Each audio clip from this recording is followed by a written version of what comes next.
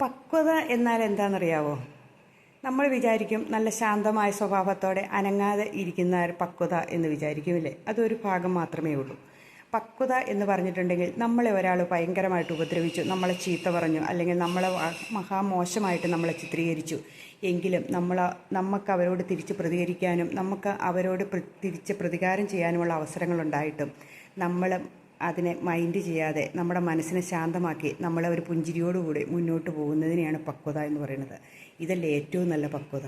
മറ്റുള്ളവരോട് ഒന്നും ചെയ്യാതെ അവർ പറഞ്ഞത് അവർക്ക് തന്നെ ഇരിക്കട്ടെ എന്നുള്ള രീതിയിൽ നമ്മൾ മൈൻഡ് ചെയ്യാതെ പോകുമ്പോൾ അതിലാണ് പക്വത എന്ന് പറയുന്നത്. ഞാൻ മനസ്സിലാക്കിയെടുത്തോളം അതാണ് ഏറ്റവും നല്ല പക്വത. നമ്മൾ ആരെങ്കിലും ഇൻസൾട്ട് ചെയ്യുമ്പോൾ അതിനെ ഒരു മൈൻഡ് പോലും ചെയ്യാതെ ഒരു പുഞ്ചിരിയോടുകൂടി അതിനെ നേരിട്ടിട്ട് പോവുക.